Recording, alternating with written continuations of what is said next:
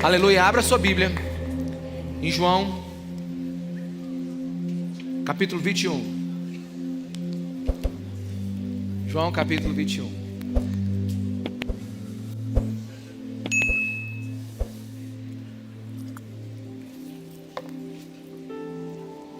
A palavra de Deus diz assim, a partir do versículo 15: Depois de comerem, Jesus perguntou a Simão Pedro: Simão, filho de João, você me ama mais do que estes?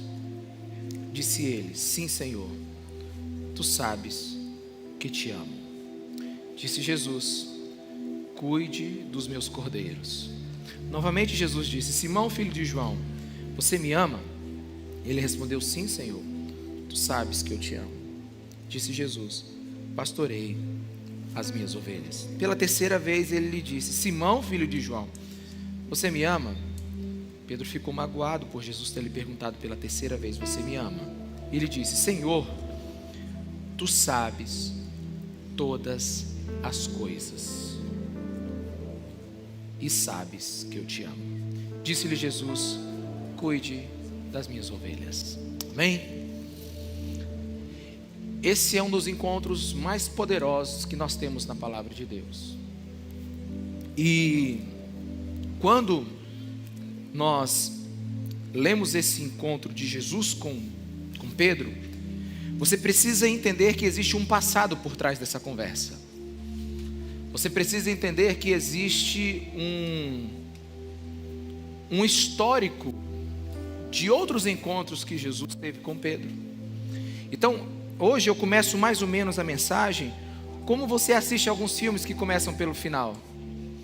Quantos assistiram um filme que começa pelo final, então ele dá uma interrompida e conta toda a história, então você entende o final?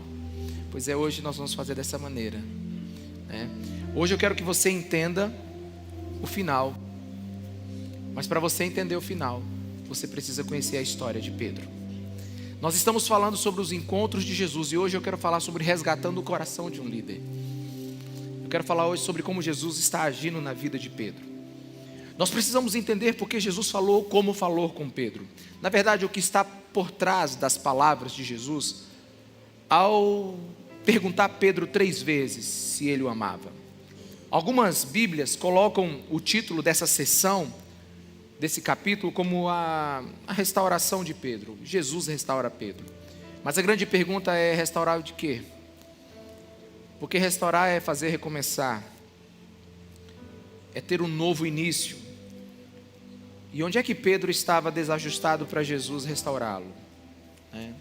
Tudo começa, se você ler nos evangelhos, no mar de Tiberíades. Mateus capítulo 4, Lucas capítulo 5. E você vai ver Jesus encontrando Pedro. Jesus está pregando, senta no barco de Pedro, afasta-se um pouco, usa o mar como um dispersor da sua voz.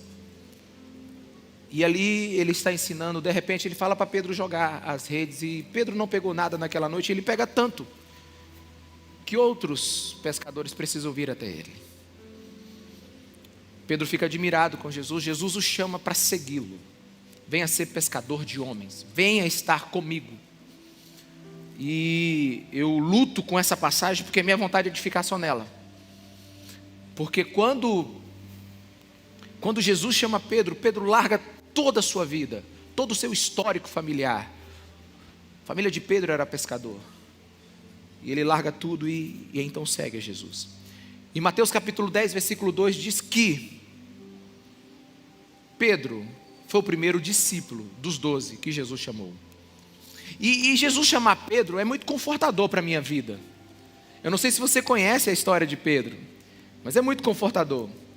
Pedro foi o único discípulo que andou sobre as águas, mas na velocidade que ele andou, ele afundou. Louvado seja Deus pela vida de Pedro.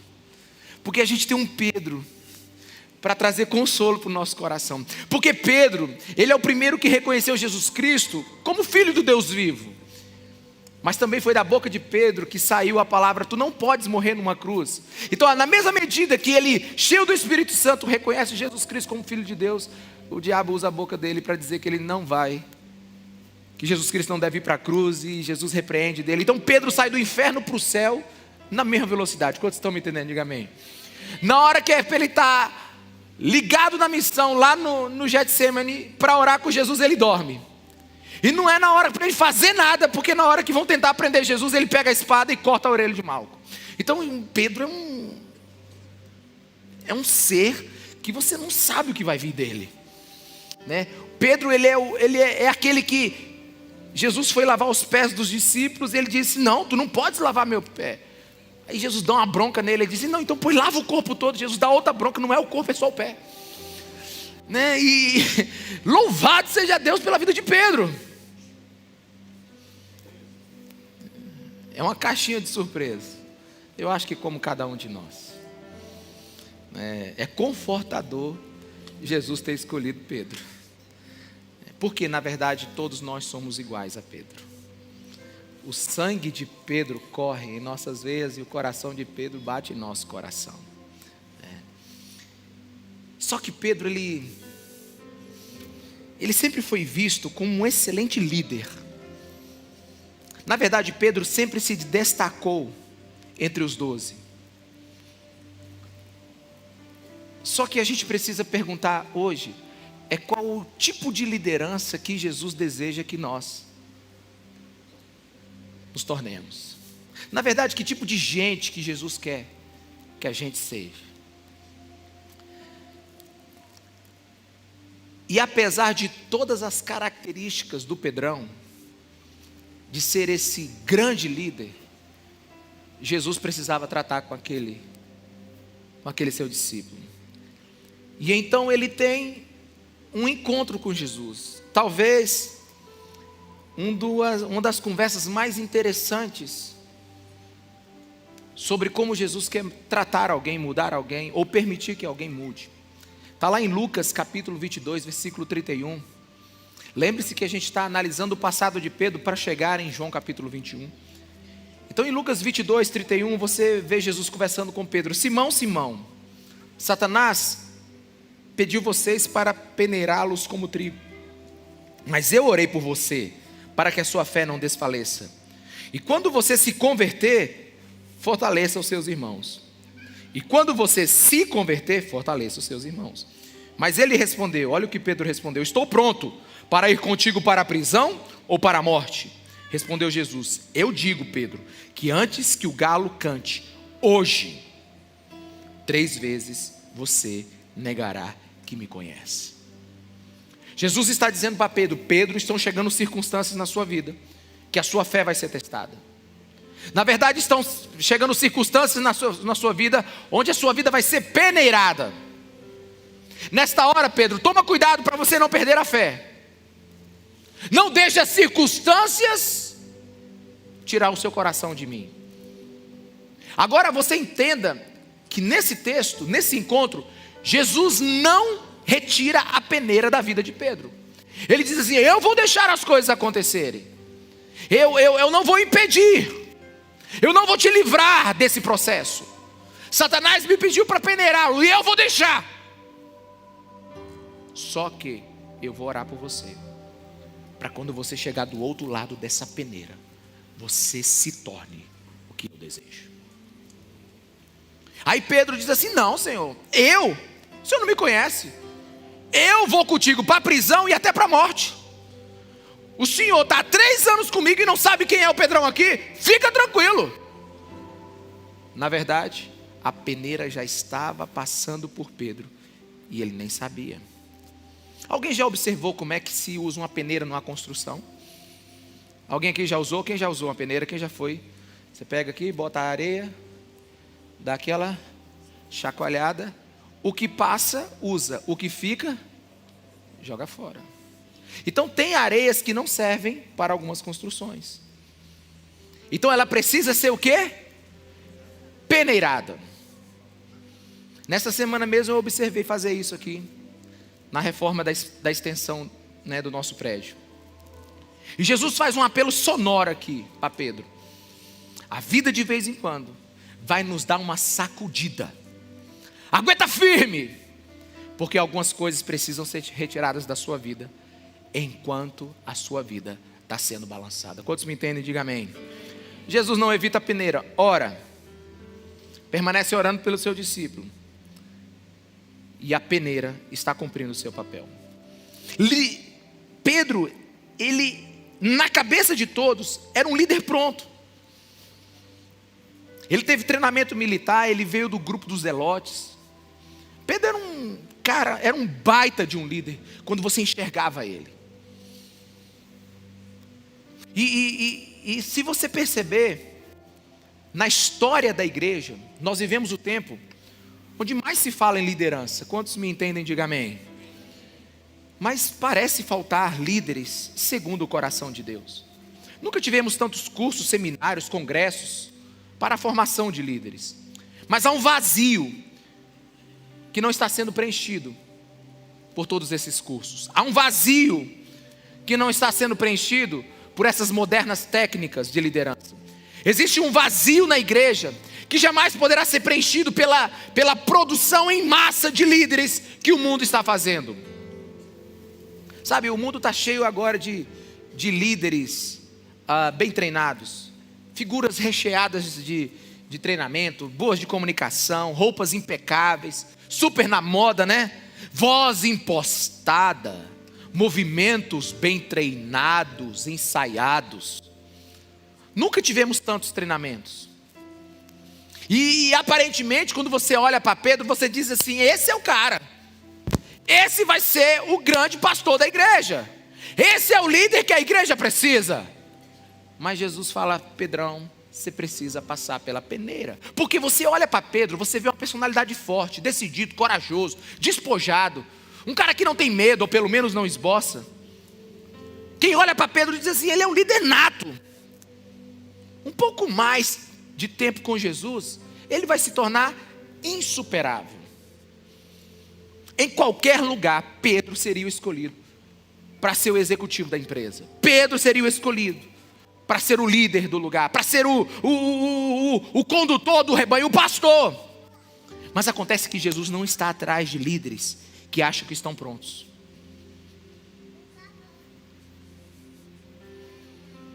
Jesus não está atrás de líderes que são bons para executar tarefas. Quantos me entendem? Diga amém. Jesus está atrás de um outro tipo de liderança. Mateus capítulo 9, versículo 35. Diz assim: Jesus ia passando por todas as cidades e povoados, ensinando nas sinagogas, pregando as boas novas do reino e curando todas as enfermidades e doenças. Ao ver as multidões, teve compaixão delas, porque estavam aflitas e desamparadas, como que? Como que? Ovelhas sem líderes? Ovelhas sem pastor. Versículo 37. Então, disse aos seus discípulos: a colheita é grande, mas os trabalhadores são poucos. Aí Jesus manda a gente orar. Peçam, pois, ao Senhor da colheita que envie trabalhadores para a sua colheita. Qual foi a oração de Jesus aqui? Orem para que as pessoas se convertam?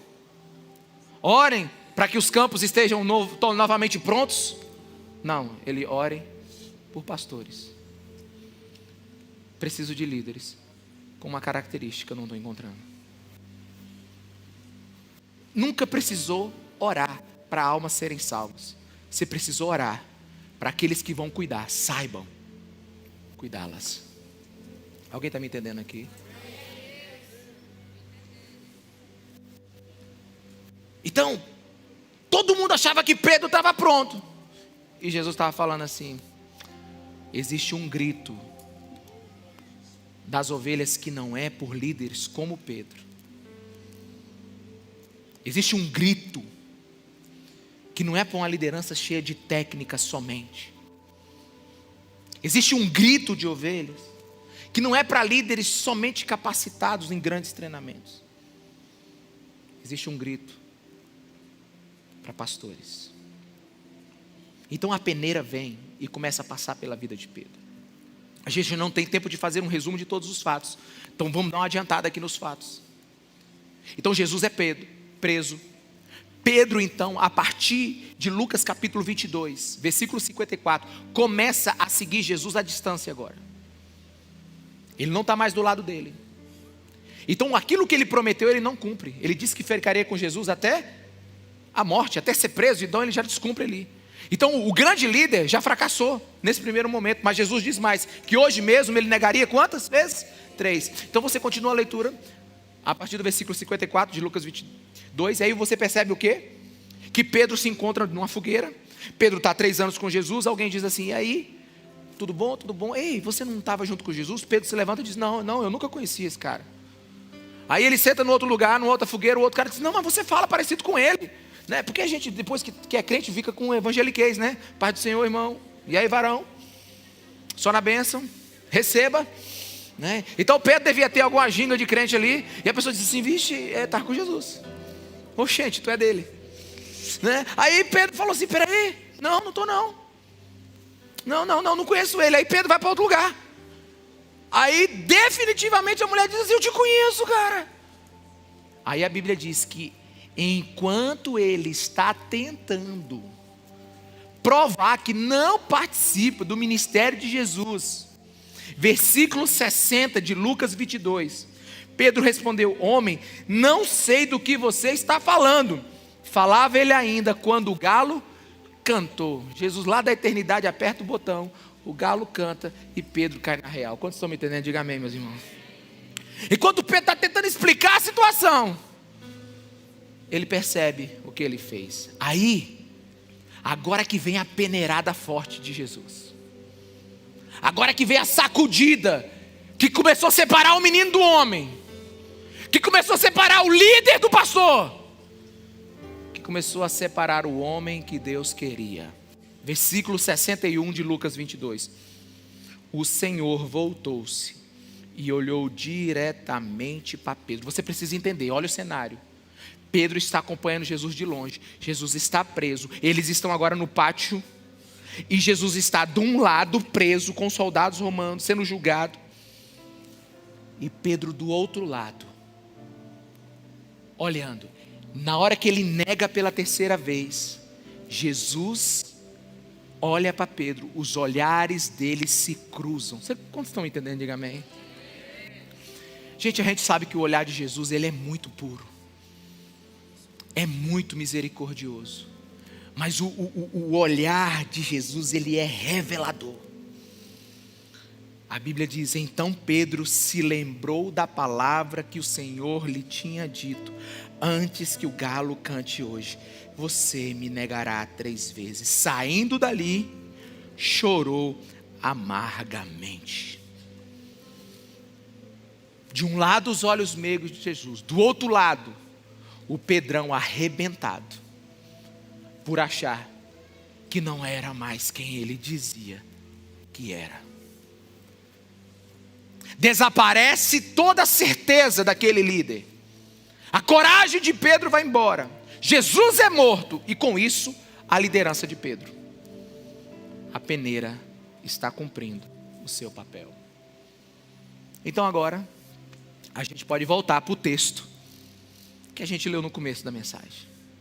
João capítulo 21, Pedro volta a pescar. E Pedro, ele nunca deixou de ser um bom líder.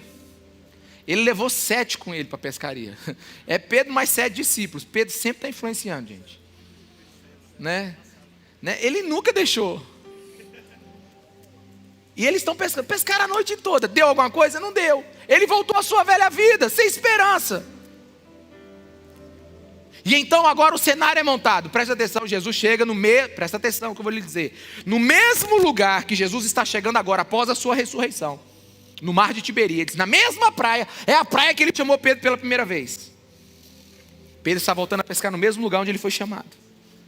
Então Jesus vai preparar agora uma rechamada. Quanto estão me entendendo, amém, meus irmãos?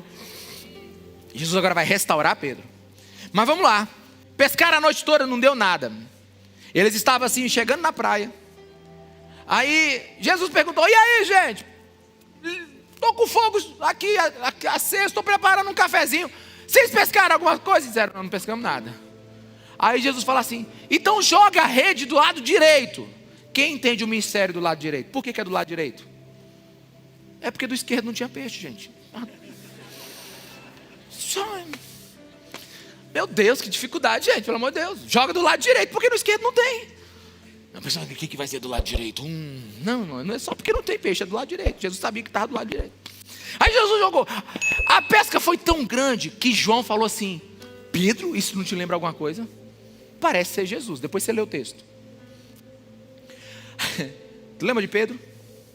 Sempre na frente, usado por Deus, usado por diabo, anda na água afunda, não ora, corta a orelha do outro, manda lavar o pé, manda lavar o corpo, confusão. O barco já está indo para a praia. O que Pedro faz? Agoniado: é Jesus, cinge a sua roupa, coloca a tua roupa e pula na frente. Gente, se o barco está indo, para que a pessoa mergulha? É Pedro. É você, sou eu. A gente é assim. Impossível. Aí Pedro chega então e encontra Jesus. E agora a gente tem dois cenários. E eu tenho duas visões bem claras aqui na minha cabeça, que eu fico imaginando isso, né?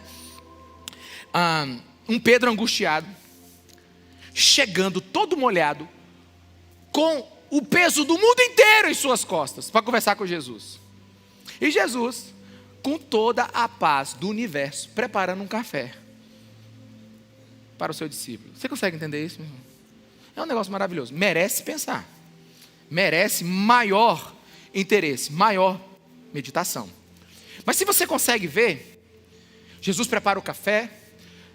No caso, eles estão comendo um peixe, não sei com o que mais. Se fosse aqui no Maranhão, era o quê? Um açaí, uma panelada, né, Glaucio? É um cuscuz de milho com um ovo frito. Aleluia. Não, se fosse nos Estados Unidos era ovo com bacon. Mas lá na Galileia foi peixe. Então preparou o peixe. E aí está todo mundo comendo. Se você ler o texto de João 21, está todo mundo perguntando assim: é Jesus, não é? Será que é ele? Fala tu. Sabe quando tem uma casa cheia de filhos e eles fazem uma coisa errada? Vai tu, não deu não. Então assim os discípulos estão ali. Mas aí Jesus levanta e chama Pedro. Nessa hora, sabe, foi aí que surgiu aquela expressão, né? João, que era o mais novo da parada, cutucou Tomé e disse assim: agora vem o sabão. Aí, é porque a gente não prometeu. Ele prometeu. Quem mandou ele prometer? Ele disse que se fosse preso, ia preso com Jesus. Se Jesus morresse, ele morreria junto. O problema é dele, ele vai se resolver agora com o mestre. Jesus chama Pedro para uma conversa lá no canto. Sabe, se fosse eu ia dizer assim: mas rapaz, na hora que eu mais preciso de você, tu vacila. Na hora que você mais precisa de mim, na hora que eu mais preciso que você chegue junto, você não. Esses somos nós, Jesus não. A conversa de Jesus se resumiu numa pergunta: Pedro, você me ama? E assim, eu imagino o desorientado Pedro ouvindo essa expressão. Porque ele está com todo o peso nas costas. Ele está achando que ele não é competente mais para seguir Jesus. A peneira mostrou que ele é uma frágil areia que não pode ser usada. Ele perdeu toda a sua autoconfiança. Não adiantou mais todos os títulos, não adiantou mais todo o treinamento, não adiantou mais todas as coisas que Pedro, agora ele está acabado, ele está destruído, ele está completamente sem autoestima, ele acha que ele não merece mais estar com Cristo.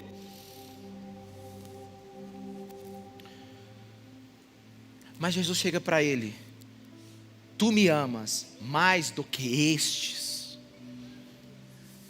Tu me amas mais do que essas redes, esses barcos, a tua vida passada? Tu me amas mais do que esses discípulos, teus amigos? Tu me amas? E aqui eu fico pensando assim: como é que Pedro responde uma pergunta dessa? Porque assim, você já pensou num discipulado com Jesus? Sim, terça-feira, às 19h30. Você chega, Jesus pergunta assim: como é que foi sua semana? Aí tu fala assim: vixe, ele é Deus. Ele sabe todas as coisas. E aí? Né? Pedro sabia que qualquer resposta que ele desse ali, o mestre saberia a verdade. Quantos estão me entendendo? Porque agora, irmãos, sabe quando você está conversando com outra pessoa, a pessoa pergunta: você está bem? Tudo bem. Melhor do que eu mereço. Tenho mais do que eu preciso. Mas por dentro está se acabando.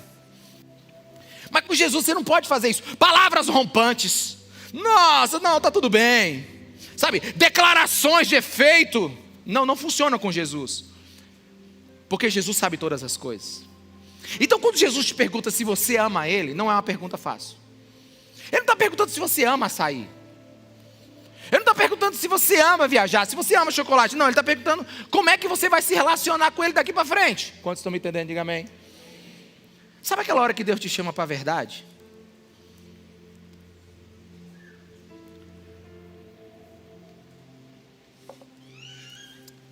E para saber a verdade, não se pergunta a alguém o que ele faz. Se pergunta o que ele ama. Jesus sabia que para conhecer alguém, você não pergunta quais as aptidões que ele tem. Você pergunta para ele a quem o coração dele está entregue. Jesus sabia que para Pedro conhecer a si mesmo, ele precisava fazer a pergunta certa. Eu imagino Pedro se lembrando daquela passagem onde ele disse assim: eu darei a minha vida por ti. Eu darei a minha vida por ti, Pedro. Pedro falou. E eu imagino assim a cabeça de Pedro, quando Jesus pergunta pela segunda vez.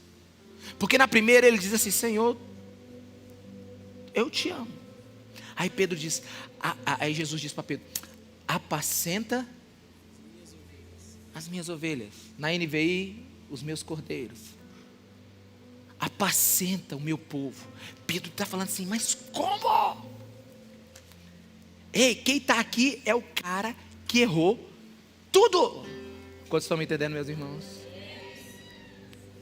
Quem está aqui não é mais o mesmo homem, cheio de confiança. Eu imagino Jesus pensando exatamente: eu prefiro areia flexível do que pedra firme. E Pedro está confuso. E Jesus está falando assim: Pedro, eu sei que aquele compromisso lá de trás ainda está dentro de você. Meus irmãos, prestem atenção. Jesus está prestes a subir ao Pai. Ele vai deixar essa terra. E ele está agora deixando uma bomba relógio ligada, chamada Pedro. Ele está acionando um dispositivo dentro de Pedro. E ele pergunta pela segunda vez: Pedro, tu me amas? Pedro responde: Senhor, eu te amo. Apacenta minhas ovelhas. E Jesus então pergunta pela terceira vez. Novamente disse Jesus, João 21:16: Simão, filho de João. Meus irmãos, presta atenção aqui. Olha como é que é a terceira pergunta de Jesus. Simão, filho de João, tu me amas? O que está por trás desse Simão, filho de João? É tipo Jesus está dizendo assim: eu sei quem você é. Eu conheço o que você já fez. Eu sei quem é seu pai. Eu sou o criador da sua vida. Eu sou o Deus que conhece todas as coisas. Eu sei como é que você passou essa noite pescando e não achou nada. Eu sei, eu estava lá. Eu sou o Deus onipresente. Simão, filho de João, o que me negou 3 vezes. O que está decepcionado consigo mesmo, o que não acredita mais em si, o que está com o coração arrebentado, o que se acha incompetente. Tu me amas. Sabe, eu imagino Pedro pegando todos os cacos da vida dele. E a resposta de Pedro também, ela é enigmática. Por quê? Porque a Bíblia diz que Pedro ficou triste, magoado. No original é afetado por grande tristeza. E olha a resposta de Pedro: Senhor, tu sabes todas as coisas. Alguém está aqui?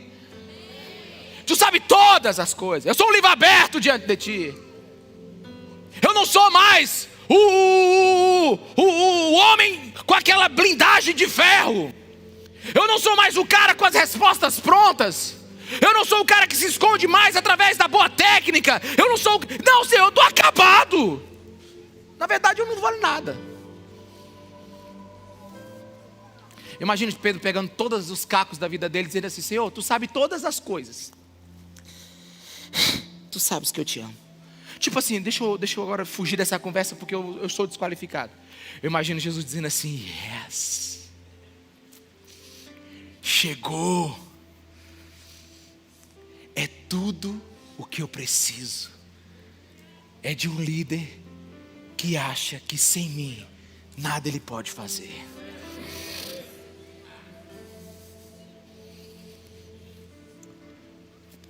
Jesus não pediu para Pedro e nem perguntou para Pedro: tu amas a minha doutrina? Tu amas a minha missão? Eu quero saber se você me ama. Aí Pedro vai dizer assim: mas alguém arrebentado dá para ser usado? Irmãos, eu li em algum lugar no planeta Terra aí há muito tempo atrás que ninguém está arrebentado demais para ser usado por Deus. Deus não fica usando só quem tem pedigree. Eu acho que não tem nem quem é assim. Eu imagino Pedro ouvindo pela terceira vez: então, amigão, apacenta as minhas ovelhas. Enquanto a voz de Pedro dizia assim: eu não sou o líder que o Senhor quer, eu não sou suficiente bom, eu falhei contigo, o Senhor sabe todas as coisas, meu amor é imperfeito. Sabe, tem alguns comentaristas que ficam trabalhando com um jogo de palavras, né? Agapau e Filéu, que diz que Jesus falava de um compromisso e Pedro falava que gostava. Não é muito isso. A integridade do texto não nos dá essa intenção de mudança de palavra. Mas alguns defendem que Jesus pediu um compromisso e Pedro falava assim: eu só gosto de você, eu não consigo ter um compromisso com você. Mas o fato é que a cada pergunta parece que perfurava mais ainda a alma de Pedro e ia mais longe na sua dor, na sua tristeza e na sua decepção. Mas em todas as vezes Jesus disse: apacenta as minhas ovelhas, eu quero te entregar essa missão de volta.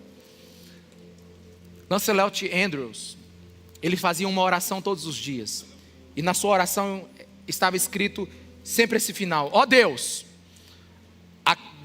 agradeço-te pela minha chamada, pela minha rechamada, e sim, pelas muitas outras chamadas desde então.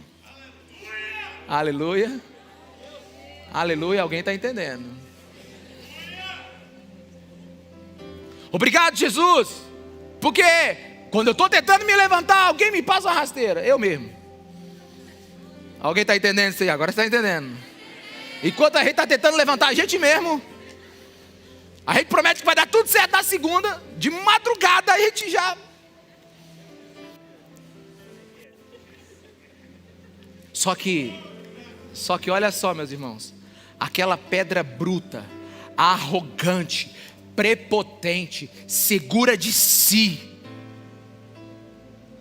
é peneirada e resgatada por Jesus. E agora ele tem um coração humilde, simples, amoroso, dependente e entregue. Como eu falei, Jesus gosta mais dessa areia fina que passa pela peneira do que esses cascas grossas que escondem quem são. Pedro daria um bom executivo para qualquer empresa, mas agora, depois da peneira, ele vai dar um bom pastor. Eu fico imaginando assim, presta atenção aqui agora: se não fosse a peneira, na vida de Pedro, que tipo de líder Pedro seria? Assim, a primeira pessoa que errar com Pedro, tu imaginou? Não, a primeira. Ele já botava a mão assim, e aí? Discipulou essa semana?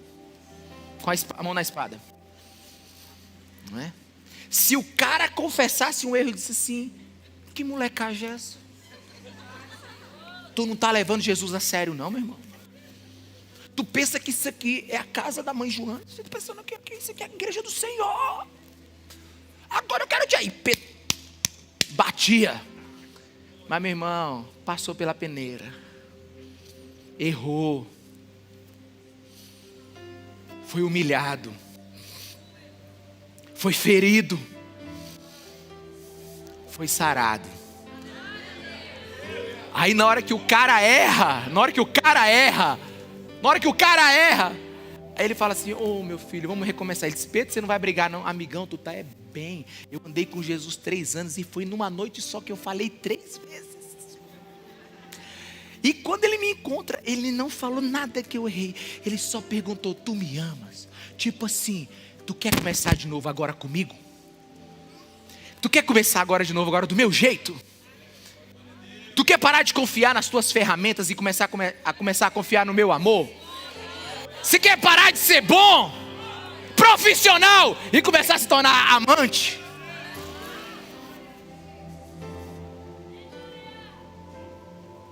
Esse é o tratar de Deus na vida de Pedro. Porque liderança na igreja, presta atenção no que eu vou dizer, liderança na igreja sem amor, liderança na igreja sem amor é tentar cortar uma árvore só com um cabo do machado.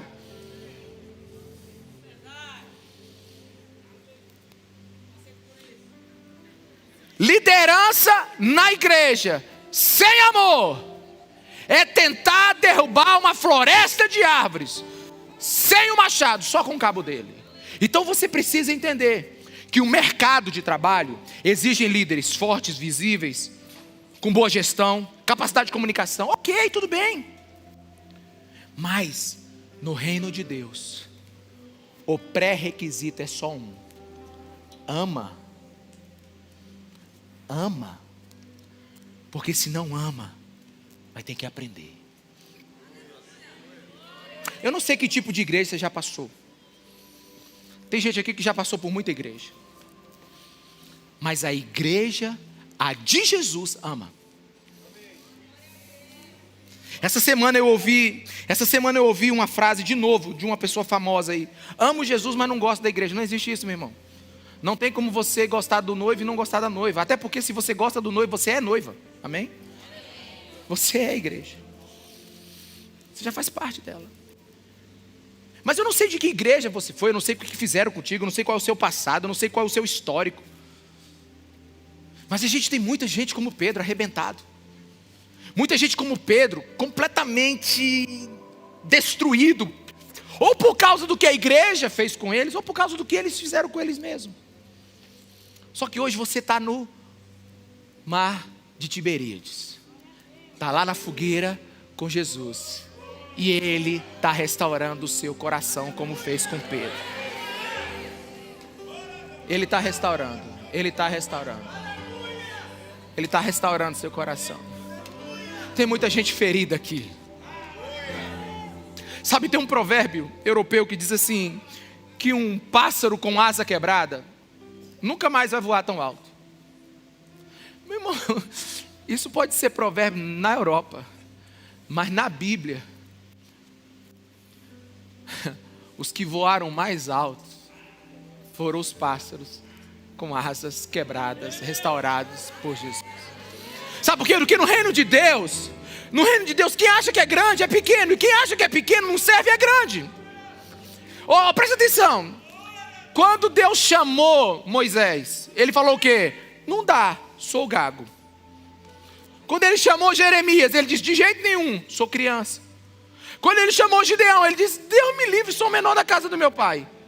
Quando Ele falou Paulão, tu vai arrebentar. Ele disse, eu sou o pior de todos os pecadores. Meu irmão, não dá para ser grande achando que é grande. Não dá para servir achando que presta. O reino de Deus é tudo confuso, sim, é bagunçado. Ao contrário, é 5 pães e 2 peixes. Quanto é? Vira não sei quantos mil, ainda sobra um monte, né? É quando você chora, é que bem-aventurados que choram, porque tem que chorar, que encontrarão alegria, que são alegres, é confusão. Presta atenção, é tudo. O que se exalta será humilhado, o que é humilhado é exaltado, o que dá certo deu errado, e o que dá errado vai dar certo. Eu encontrei um amigo das quebradas aqui no culto das 17. Mas pensa num tempo que esse cara está com a gente. Aí ele olhou para mim e disse assim: pastor, essa mensagem foi para mim. Eu digo: meu amigo, só os que não prestaram que deu certo.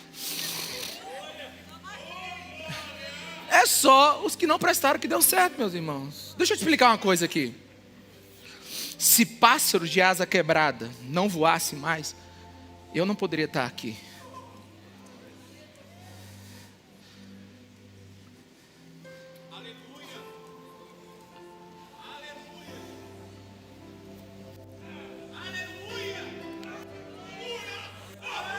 A igreja precisa mudar o discurso dela. Por que precisa? Porque a igreja não está precisando de líder. Ela está precisando de pastor. É de gente que conversa com o coração das pessoas. Sabe, gente como a gente que sabe tomar um café e encontrar o caminho do coração. Porque às vezes a pessoa está sentando com alguém, em vez de ela encontrar um pastor, ela encontra só um líder executivo, perguntando sobre produtividade e meta. E essa pessoa, ela está precisando de um café. E você sabe por que a igreja está calada diante dos problemas hoje? É porque ela está surda. Olha para mim. A igreja está calada porque ela está surda. Ela parou de ouvir, de sentar com paciência. Porque tudo agora é exigir produtividade.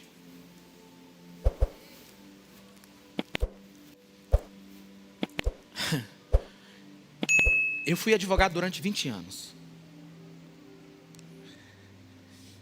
E eu já peguei muito juiz ruim. Mas o pior deles foi um juiz que nunca foi advogado. Os piores juízes foram os que nunca foram advogados. Não vou generalizar, mas na minha experiência foi.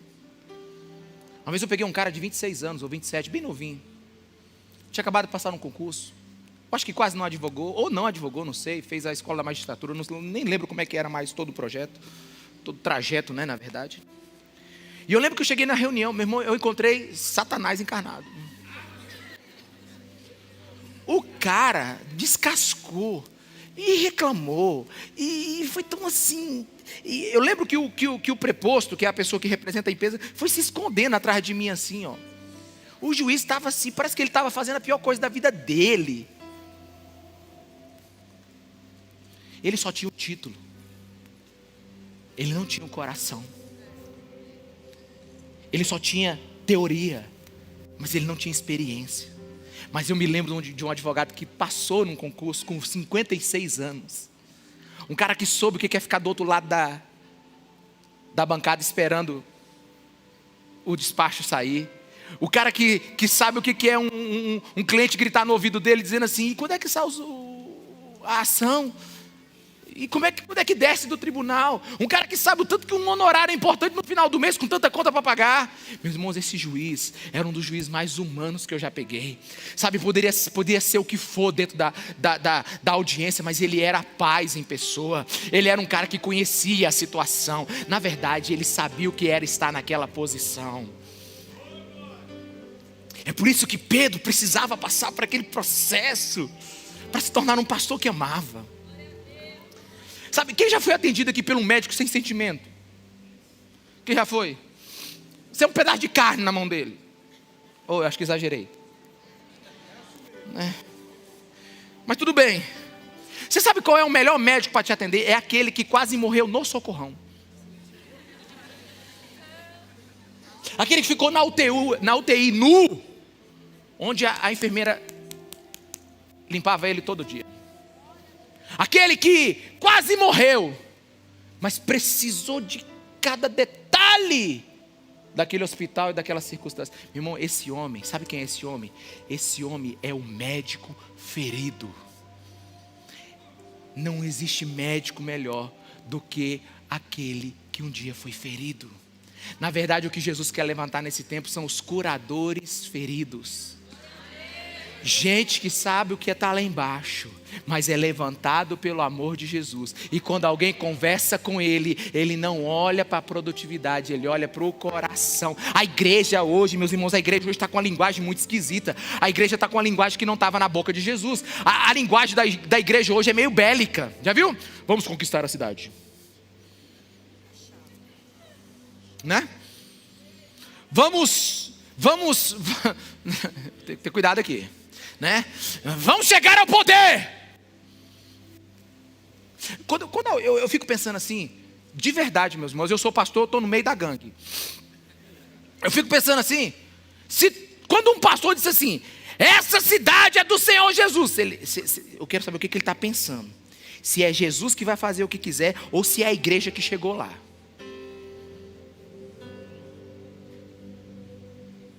Se é Jesus que é o rei, ou é a denominação que está chegando. Vocês estão me entendendo? Diga amém, meus irmãos. Então eu acho que a linguagem da igreja precisa mudar, porque cristianismo não é um movimento de conquista. Cristianismo não é um movimento de conquista. Cristianismo não é um movimento onde líderes vão se levantar nessa terra. Cristianismo é um movimento onde servos se levantarão para servir. Porque maior é o que serve. Eu tenho certeza que a gente consegue produzir líderes em massa. Eu tenho certeza, a gente é organizado o suficiente para isso. A gente consegue fazer os cursos, a gente consegue te dar a mentalidade de líder. Vamos lá para frente, levantar a tua autoestima. Vamos lá, vamos conquistar. Vamos lá, a gente consegue. A gente dá uma melhorada no teu astral. Faz uma corridinha, vamos lá, igreja. Eu sei que dá. Agora, não são esses líderes que estão preenchendo o vazio que Jesus quer, meus irmãos. Sabe por quê? Porque a metodologia de Jesus não é curso, a metodologia de Jesus é vida, é peneira. Ele pega as tuas derrotas, os teus acertos, os teus fracassos, ele pega, sabe, os teus pecados, ele pega o teu tempo de rebeldia, ele pega quem você realmente é de verdade, e te diz, eu só quero perguntar uma coisa, você me ama? Quer voltar? Desiste de fazer do seu jeito, porque você serve para mim. Se me amar.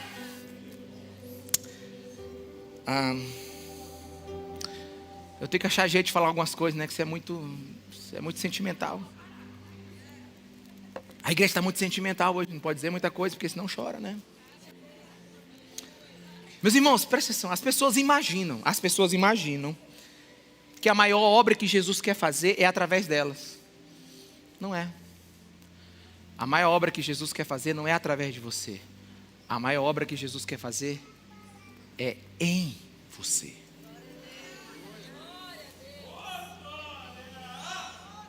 É por isso que tem muita gente fazendo e dando errado. Porque ainda não deixou Jesus mudar. É igual Pedro, na hora de orar, dorme, e na hora de não fazer nada, luta. Então a gente precisa ouvir Jesus. Jesus não foca. Fala isso para a pessoa que está do seu lado. Eu não pedi isso nenhuma vez hoje, eu vou pedir agora, né? Fala para a pessoa que está do seu lado. Jesus não foca nas realizações externas. Jesus não foca nas realizações ministeriais. Diga, a formação de Jesus é no seu coração. Agora fala para a pessoa do outro lado, para ela ficar bem feliz, né? A maior obra de Jesus não são nos seus dons e nas suas aptidões. A maior obra de Jesus é na sua alma. É na sua alma, é na sua alma. Tem gente que tá se descabelando para descobrir seu chamado. Tem gente que está lutando de todo jeito para poder saber qual é a sua vocação. Na verdade, porque a gente confundiu as coisas, né? Deixa eu te explicar uma coisa rapidinho. Eu não sei. Eu vou ser rápido. Eu quero tentar usar as palavras corretas aqui agora. A gente confundiu o chamado e propósito do Velho Testamento com o do Novo. A gente pensa assim, eu não tem um chamado, pastor? Porque Deus, no dia que chamou Moisés, a sarça queimou. Que eu estou me entendendo, diga amém. Ou nunca viu uma sarça queimar? É porque no Velho Testamento era assim, o chamado era dessa maneira, alguém está me entendendo? Era assim, meio assim mesmo, assim, né? Charamanai. Era assim, o cara ficava... Ele sabia. Agora, como é que é o chamado no Novo Testamento? Eu vou te explicar como é que é o chamado no Novo Testamento. Está preparado? Amém? Te prepara. É só se converter. Só dependa de mim agora. E viva para minha glória. E o resultado final dessa liderança é uma liderança que não importa quantas ovelhas cheguem, elas não serão, como é que é? Tosadas, né? Porque no reino de Deus, a gente ama. Ama até que a represa derrame. Porque tem uns que vão segurar. Tem uns que vão resistir. Esses dias eu conversei com muitos líderes, meus irmãos. Presta atenção no que eu vou lhe dizer. Gente que estava triste porque a célula não multiplica. A gente estava triste porque um cara não mudava. A gente estava triste porque o filho não mudava. Gente, sabe, as pessoas estão tão tristes porque algumas coisas não estão dando certo.